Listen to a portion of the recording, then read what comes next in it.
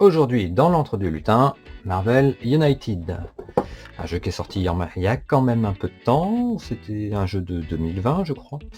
Un jeu qui est un jeu coopératif, donc voilà, c'est mon dada, hein. Je préfère les jeux coop plutôt que de se taper dessus, tapons sur un méchant, ensemble. Un jeu qui peut se jouer à partir de 14 ans, c'est écrit. Je suis pas trop d'accord, hein. Disons que suivant l'enfant, à partir de 9 ans ça peut passer. Le meilleur âge, je pense que c'est 10 ou 12 ans, voilà, 10-12 ans. De 1 à 4 joueurs. Pourquoi je parle de ce jeu? C'est parce que je trouve que pour les enfants qui sont bercés malgré tout dans du Marvel, même tout petit, hein, on peut pas passer à côté des chaussettes ou des slips Marvel et Captain America. C'est un super jeu qui est simple, donc comme j'ai dit coopératif. Il a une bonne rejouabilité, je trouve, pour des enfants. Après, quand on est fan, ça devient limité parce qu'on a envie de faire des parties assez rapidement et ça se fait vite. Une partie, ça dure jusqu'à 45 minutes. On a envie de les enchaîner. Et du coup, dedans, il y a 3 boss différents. Donc Ultron, Red Skull et Taskmaster. Ils ont chacun leurs caractéristiques. Donc ils ont chacun. Il y a 3 moyens différents pour les méchants de gagner. Ça change un peu les parties, c'est pas mal. Mais sinon on tourne vite en rond si on fait des parties en boucle. Voilà. Mais pour un joueur lambda, franchement c'est très très bien. De 1 à 4 joueurs, coopératif. Donc je dirais 10-12 ans. Moi en tant qu'adulte, j'adore parce que c'est un jeu qui est facile à sortir pour faire une petite partie 30-45 minutes avec des amis. Très simple à comprendre. Les règles sont bien faites. Donc qu'est-ce qu'on a dans la boîte du coup? Un petit livret de règles qui est pas énorme et qui prend, voilà, qui est bien expliqué, qui prend bien toutes les étapes. Voilà, l'installation du jeu, toutes les étapes une à une, c'est bien écrit vraiment. Des petites figurines qui sont sympathiques, voilà, avec les 3 méchants et du coup 7 gentils, voilà, Ant-Man, Captain Marvel, Hulk, Captain America, Iron Man, Black Widow et la Guêpe. Chaque personnage a des cartes et des pouvoirs qui sont bien particuliers, qui retranscrivent bien ce qu'il y a dans les films Marvel. Et puis après, plein de cartes, tout. Voilà. Moi, tous les pions, par contre, hein, je les ai mis dans des petites pochettes parce que il y en a beaucoup, hein, faut brasser à l'intérieur. C'est un peu le bazar pour récupérer. Mais bon, voilà. Je vais faire une mise en place, bah, on se fait un petit début de partie, voire une partie complète, on va voir.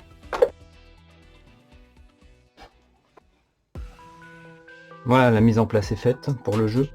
Donc de quoi se compose le plateau de jeu? Le plateau de jeu se compose de 8 emplacements pour la ville. On en tire 6 au hasard. Chaque emplacement a des particularités qui lui sont propres. Le nom, le nombre d'emplacements où on pourra mettre des bandits ou des civils. Et de base, c'est déjà écrit en légèrement grisé derrière, en légèrement atténué, ce qu'il faut mettre dès le début de la partie. C'est pour ça qu'il ne faut pas s'étonner, il y a déjà des bandits et des civils sur mon plateau de jeu. Il y a également une caractéristique propre à chaque emplacement, qui fait que c'est un bonus pour les personnages qui sont dessus à la fin de leur tour. Et il y a également un point de menace qu'il faudra récupérer. On va voir comment. Au début du jeu, on choisit quel méchant va nous embêter. Donc moi pour l'instant j'ai choisi Red Skull, c'est celui qui est conseillé au début parce qu'il est avec une mécanique simple, on va dire. Il y a aussi Taskmaster et Ultron. Chacun a des caractéristiques propres et des règles différentes pour les conditions de victoire. C'est ça qui change énormément le jeu suivant le méchant qu'on choisit. Donc on va s'attarder plus sur Red Skull, qui a une technique assez simple, hein. En fait, il va faire un complot, et on va avoir une règle qui va augmenter suivant ce qu'il se passe dans la partie, et dès qu'il va arriver à 20, il aura gagné. Il a également une règle de BAM. Le règle de BAM, c'est que sur chacune de ces cartes, il pourra y avoir écrit BAM, et dans ce cas-là, on résoudra la règle spécifique au BAM. Plus une règle de mouvement de foule. Voilà. Ça peut paraître compliqué comme ça, mais on va voir, ça paraît assez abstrait. C'est extrêmement simple. On va voir en décortiquant quelques tours de partie. Donc le grand méchant est en place. On lui a mis le petit cube pour le Tesseract pour pouvoir gérer sa règle sur le vide-complot, sa piste de peur. On lui a mis des points de vie, donc je vais simuler 2 joueurs. Voilà, donc pour 2 joueurs, c'est écrit dessus. 2 joueurs, c'est 4 points de vie uniquement. Ça fait peu. On a également mis à chaque emplacement une carte menace qui lui appartient et qui peut rajouter des malus, effectivement. Donc chaque carte devra être éliminée. Si les cartes sont éliminées, en la retirant, on récupérera le bonus qui est sur chaque emplacement, mais également ce petit jeton qui ira sur les menaces. Voilà, sur la carte menace. On devra également soit sauver des civils, soit éliminer des bandits. Les civils iront sur la mission de secourir les civils, et les bandits sur la mission de vaincre les malfrats. Oui, car tout se tient ici. Effectivement, ce sont nos 3 missions qu'on peut faire dans l'ordre dans lequel on veut. Si on finit une des 3 missions, l'ennemi, au lieu de jouer toutes les 3 cartes, il devra jouer toutes les 2 cartes, ça l'accélérera. Si on fait une deuxième mission, peu importe laquelle, l'ennemi sera vulnérable. Car tant qu'on n'a pas fait 2 cartes, il sera invulnérable, on ne pourra pas le taper. Et après c'est un bonus si on arrive à faire les 3 missions là. En plus, chaque héros piochera immédiatement une carte supplémentaire pour sa main. Voilà. On va faire un petit tour de jeu, on va voir comment ça se passe. Donc qu'est-ce qu'il nous faut faire pour gagner la partie? Alors, nous allons gagner si les héros gagnent, s'ils retirent tous les jetons santé du super vilain. Ils doivent tout d'abord accomplir 2 missions, je vous rappelle. Une des missions ici, dans n'importe quel ordre, celle que l'on veut.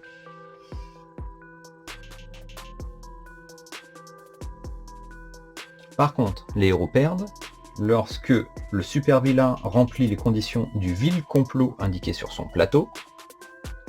Voilà. Si le super vilain doit jouer une carte de son deck, sauf qu'il n'y a plus de cartes, là il gagne. Ou si un héros commence son tour en n'ayant plus aucune carte. Voilà. Ni dans sa main, ni dans son deck.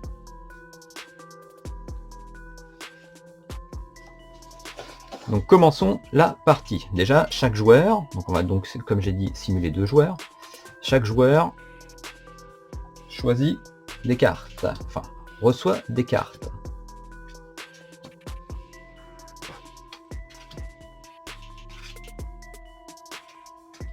Donc ça, c'est les cartes qui sont dans les mains des 2 joueurs, hein. On va faire semblant.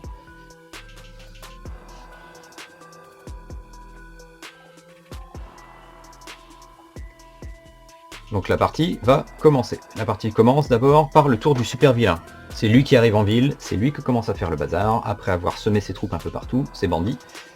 Il joue. Sur cette carte, qu'est-ce qu'on peut voir? On peut voir donc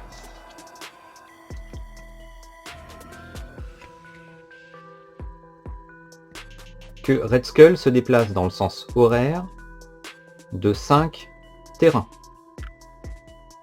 Ensuite, sur le terrain sur lequel il sera, il ajoutera 2 bandits et 2 civils. Et sur les terrains adjacents, il rajoutera un bandit et un civil. Il était là, c'était tiré au hasard au début du jeu. 1, 2, 3, 4, 5. Il arrive donc sur la tour des Avengers. Il va y placer 2 bandits et 2 civils.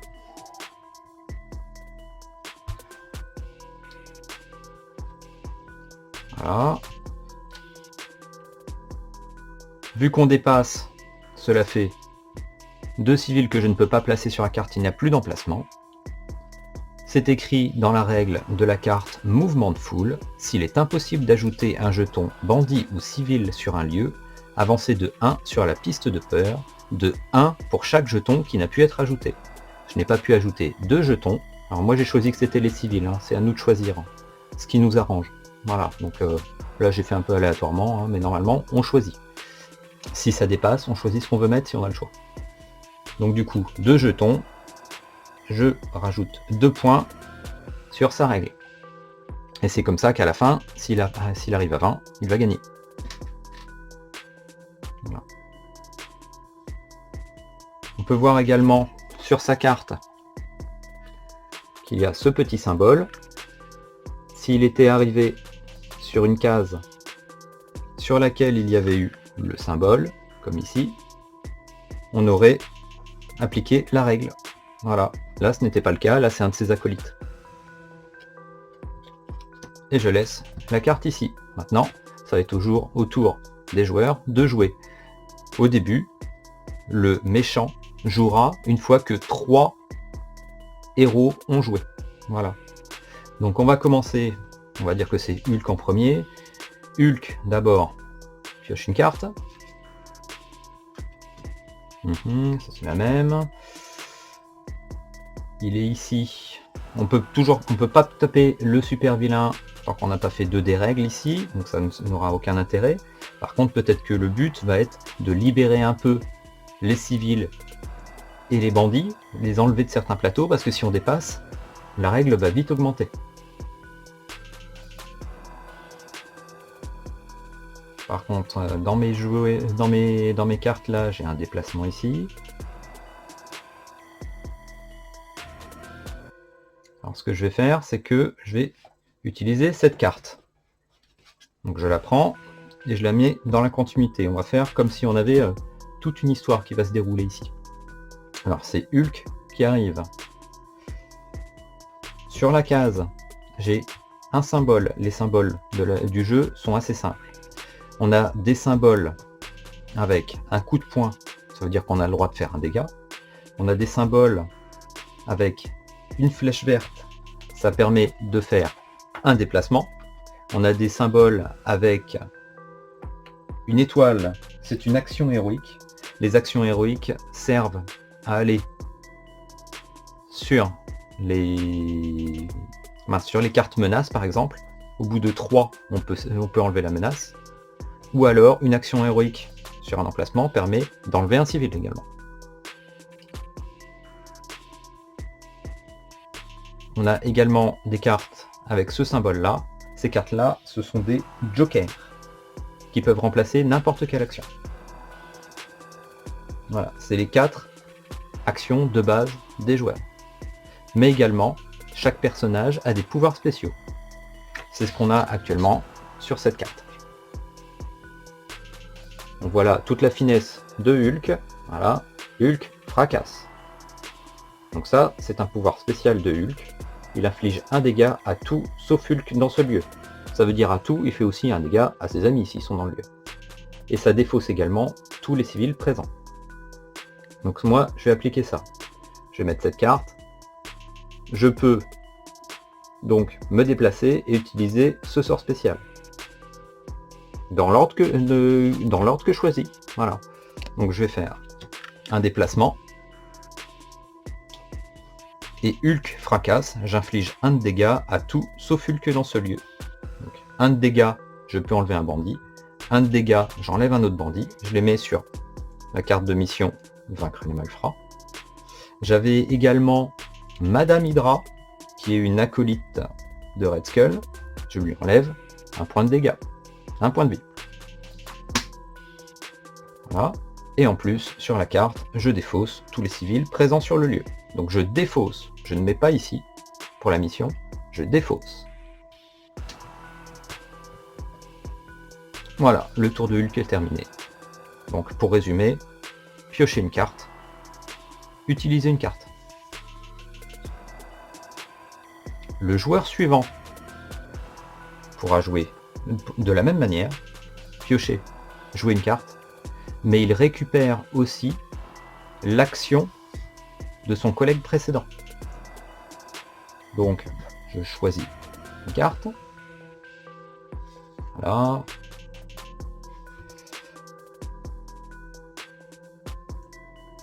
Qu'est-ce que je vais faire, moi?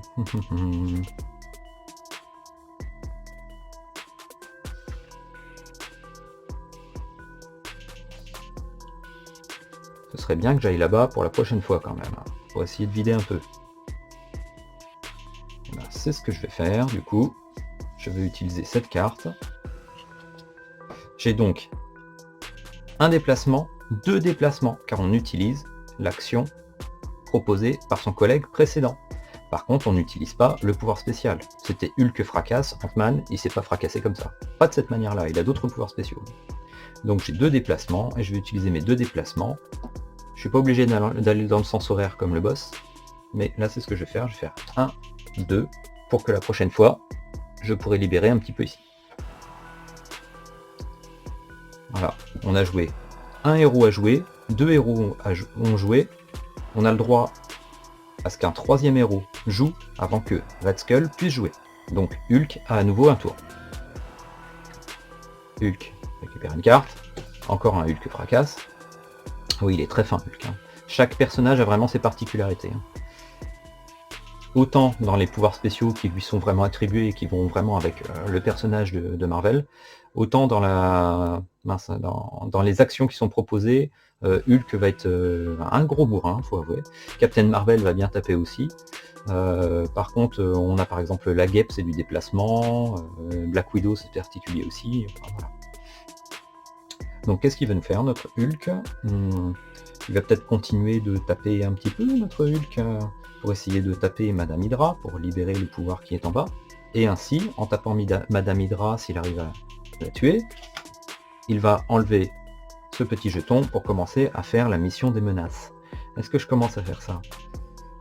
Sachant que j'ai également le déplacement d'Ant-Man qu'il faudra que je fasse. Que je pourrais faire, je suis pas obligé de le faire. En fait, c'est un pool d'actions et on choisit ce qu'on veut faire avec et dans quel sens.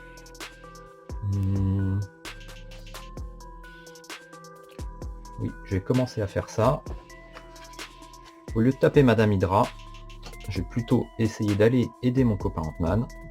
Je vais faire le déplacement tout de suite. Je suis pas obligé, je pouvais taper d'abord avant de me déplacer, mais je choisis de faire un déplacement et de taper 2 fois. Ce qui fait que ça va me permettre de retirer 2 bandits. En tapant les 2 bandits, ils vont aller sur la mission vaincre les malfrats. Voilà. Mes héros vont jouer. C'est la fin du premier chapitre, on va dire. Red Skull, maintenant, va jouer.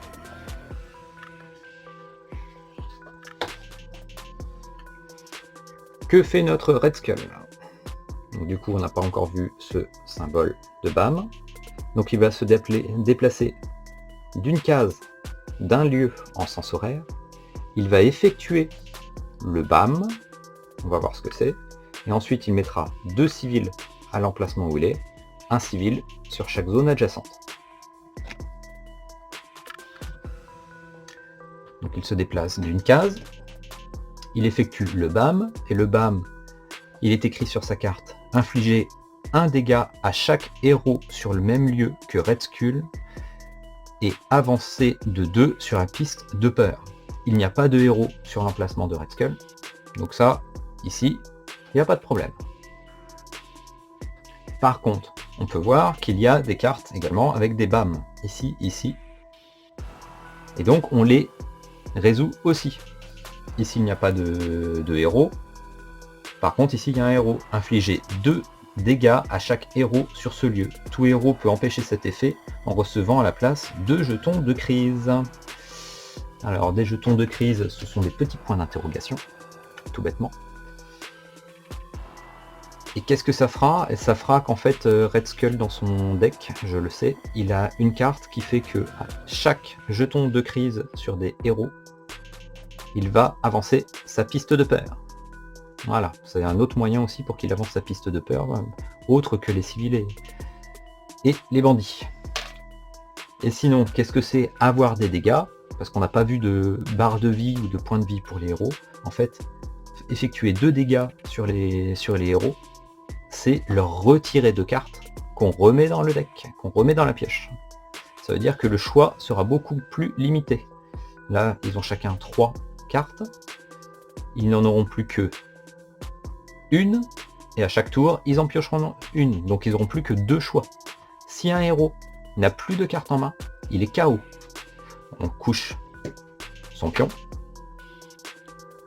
On effectue le BAM du grand méchant, parce que ça lui fait un bonus.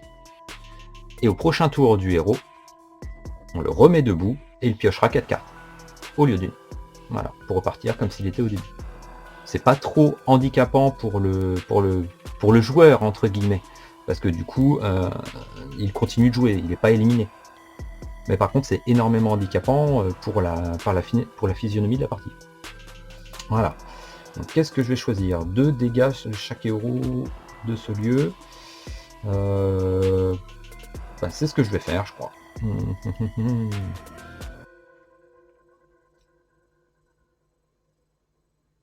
Allez, Ant-Man va se prendre des dégâts. Je vais lui enlever cette carte-là et le Joker. Allez.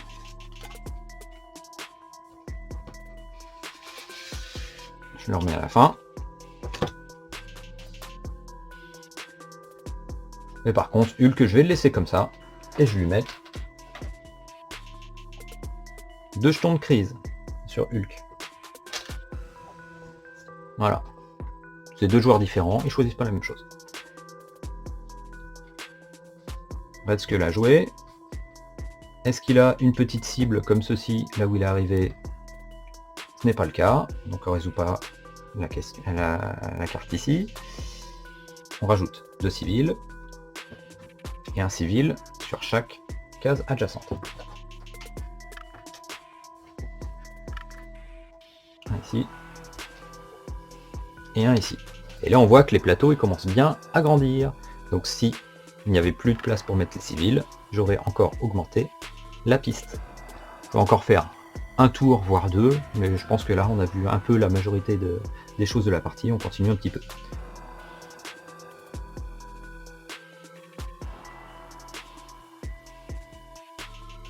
J'espère que Hulk va avoir des déplacements quand même. Ah, un Joker, ça pourra peut-être faire l'affaire. Pour essayer d'aider Ant-Man qu'elle ne reste pas là-bas, pour qu'on finisse vaincre les malfrats ou vaincre les civils. Je pense que Hulk va faire... Ah, son Joker, peut-être. Hulk va faire son Joker et va garder son fracasse.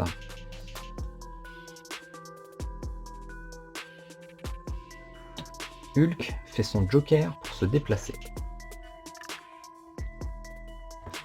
Il utilise une action héroïque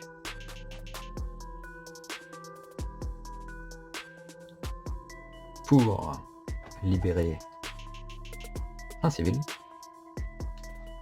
Voilà. La mission de secourir les civils est terminée.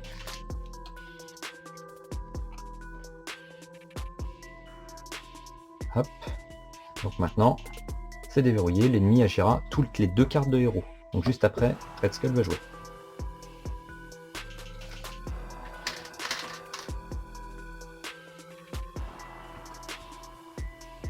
Il s'est déplacé. Il a libéré un civil. Et il peut aussi taper, mais là, ici, il n'y a rien à taper. Pour retirer cette carte-là, il faudrait qu'il fasse des actions héroïques également. Voilà, j'ai préféré libérer du civil plutôt. C'est donc à Red Skull, parce que maintenant on a fait 2 cartes, 2 actions de héros. Que fait Red Skull? Du coup, il va faire 2 déplacements, dans le sens horaire, un BAM, rajouter des civils.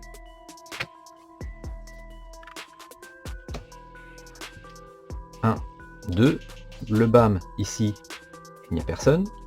Madame Hydra par contre va pouvoir faire un dégât à Ant-Man. Ou alors récupérer un jeton de crise Ant-Man.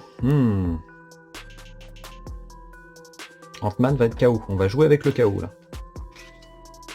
KO, il perd une carte.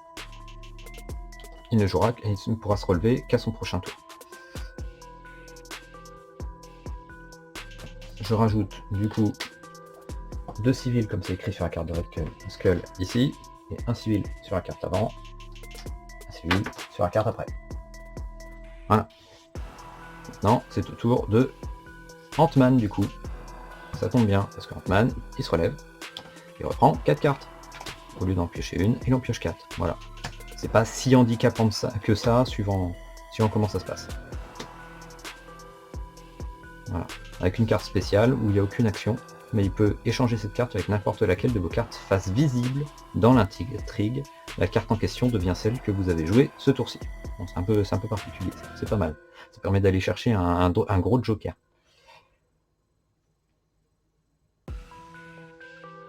Et du coup, qu'est-ce que j'ai? J'ai également un joker ici.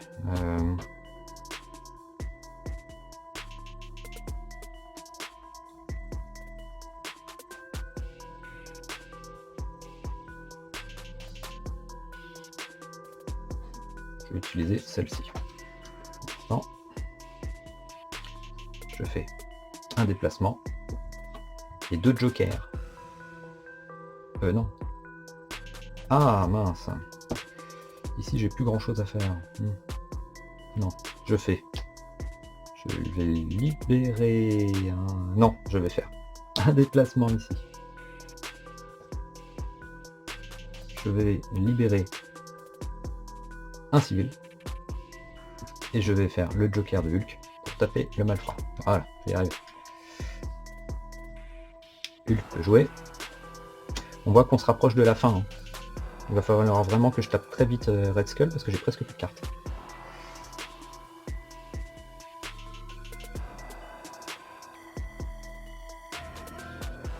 Qu'est-ce que je vais jouer? J'ai un déplacement. Un acte héroïque.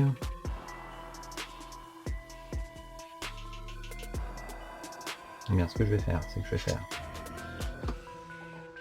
un déplacement, 2 déplacements. Je tape Madame Hydra, qui n'est plus ici. Je fais un acte héroïque pour sauver un civil. Bon, par contre, il n'y a plus la carte civile. Voilà. Je finis mon tour ici. Je récupère ceci parce que j'ai enlevé Madame Hydra. Voilà. Vous pouvez vous déplacer vers n'importe quel lieu. Alors qu'est-ce que je vais faire? Je vais peut-être me déplacer dans le but prochain d'intercepter Red Skull, mais je ne sais pas où il va aller. Bien, je vais me déplacer ici. Voilà. Red Skull. Raté, il se déplace pas aussi loin. Red Skull se déplace donc de 1 et il va rajouter des bandits. Il se déplace de 1, il rajoute 2 bandits sur son emplacement et un bandit avant, un bandit après. Hop, ici, bandit. Voilà.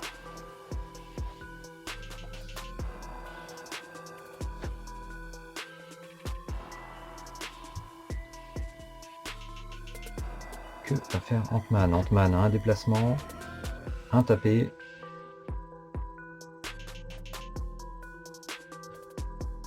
Déjà il va prendre une carte. Je pense que Ant-Man va utiliser ses jokers. Il utilise un joker pour se déplacer. Il utilise un déplacement pour se déplacer. Il utilise un tapé pour taper le méchant, malfrat.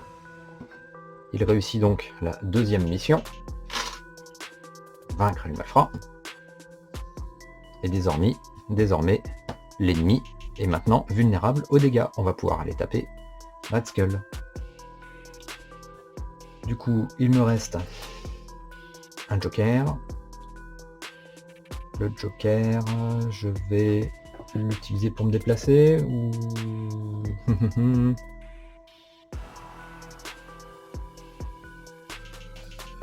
Non. Je vais libérer... Non, je vais pas faire ça. Je vais pas libérer. Je vais faire une action héroïque ici. Voilà, je vais pas aller plus loin parce que de toute façon Red Skull, je pense qu'il va se déplacer. Après, il y a des cartes où il se déplace pas. On va voir ça. je vais mettre une action héroïque ici. Mon ami tout en finesse va pouvoir jouer désormais. Et là, lui, il est content comme tout, il peut taper Red Skull. Et ça tombe très bien.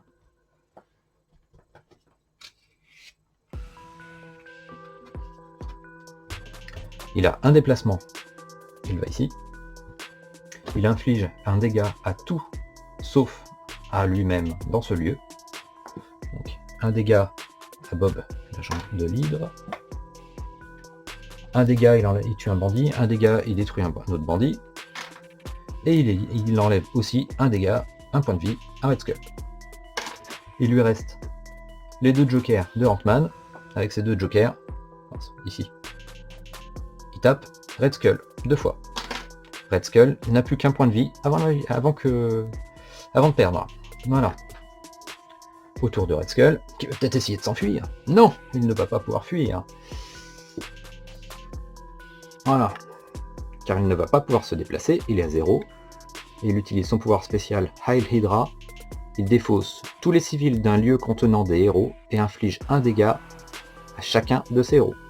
Avancer la piste de peur du nombre de civils défaussés de cette manière. Alors, défausser tous les civils d'un lieu contenant les héros. J'ai déjà regardé sur la fac du jeu, c'est un seul lieu. Donc c'est un lieu au choix pour les joueurs. Ça va pas changer grand chose. Je vais dire qu'il essaye de taper Hulk parce qu'il est fada, il est fou Red Skull, il y croit fort. Donc il défausse un civil de ce lieu là. Il inflige un dégât au héros, c'est Hulk. Oh, Hulk qui n'a plus qu'une carte après, hein. Donc il n'avait plus qu'une carte. Voilà. Et il avance la piste de peur de 1 point. Maintenant, c'est à Ant-Man de jouer. Ant-Man prend une carte. Voilà. Hulk lui donnait un déplacement. Bon bah, Ant-Man, on va faire de la finesse. Tapa. Ant-Man va donc, je le montre, la carte de Hulk tout à l'heure et la carte de Ant-Man qu'il vient de jouer. Voilà. Donc Ant-Man va se déplacer et taper. Ant-Man se déplace, tape d'un point Red Skull, qui est à terre. Voilà. La partie Hulk et Ant-Man contre Red Skull est gagnée. Voilà. Ça paraît assez simple, mais effectivement, il y a des niveaux de difficulté dans le jeu, j'en ai pas parlé. Les niveaux de difficulté, en fait, consistent à enlever, pour une difficulté un peu plus, enlever les cartes avec les doubles jokers, puis enlever une carte avec un joker simple, et ensuite enlever une carte avec double joker et une carte avec joker simple. Voilà, donc ça c'est tout de suite plus dur parce que les jokers j'en ai utilisé un tout petit peu, pas trop mais un petit peu. Voilà. Sachant que Red Skull est l'ennemi conseillé au début parce que c'est le plus simple, enfin le plus classique on va dire dans la mécanique. Du coup, j'ai fait une partie complète, c'était pas prévu que je parte aussi loin, mais bon, on est vite entraîné dans ce jeu. On voit qu'une partie complète, avec les explications en plus, ça a duré quoi? Ça a duré une quarantaine de minutes. La mise en place prend 5-10 minutes au début on cherche, donc à 5 minutes, voilà. Donc en 45 minutes on se fait une partie, c'est assez familial, c'est assez beau, les cartes sont chouettes. Petit bémol malgré tout, c'est que les cartes comme ça c'est juste un petit bout de carton. Bon, ils auraient peut-être pu faire mieux. Voilà, de même pour le plateau du super vilain. Les figurines sont assez sympathiques. Voilà, vous pouvez vous balader sur le net hein, pour voir les figurines peintes. Moi, elles sont pas encore peintes, ce sera plus tard, dans un style chibi assez sympa. Voilà. Donc dans la boîte de base, il y a Hulk, Ant-Man, Captain America, Captain Marvel, Iron Man, la Guêpe et Black Widow. Voilà. 3 super méchants, Red Skull, Taskmaster et Ultron. Chaque méchant a donc une carte qui est bien différente. Un jeu que j'adore parce que facile à sortir. Quand on regarde les règles et qu'on n'a pas forcément l'habitude des jeux de société, ça peut paraître un peu obscur, mais avec une explication comme ça, là, c'est simple, ça se déroule super vite. franchement, ça devient un automatisme le tour de jeu. Bon, pas de soucis bien compliqués. Une grosse communauté aussi derrière ce jeu. Il y a un groupe Facebook francophone qui est super intéressant parce qu'en plus il y a des gens qui ont fait les traductions, sachant que les extensions du jeu n'ont pas été traduites. Si on veut par exemple se faire des cartes personnelles, on peut, pour faire de nouveaux ennemis.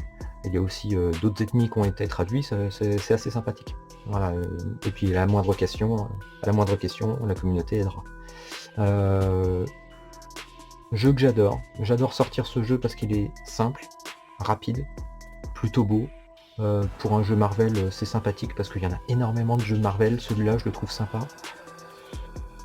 Comme je disais, c'est écrit sur la boîte à partir de 14 ans. À partir de 14 ans, non, on peut jouer bien avant ça, parce que les règles sont assez simples. Voilà. Donc j'espère que vous avez aimé cette présentation, cette partie. Un petit pouce si vous avez aimé, et à la prochaine.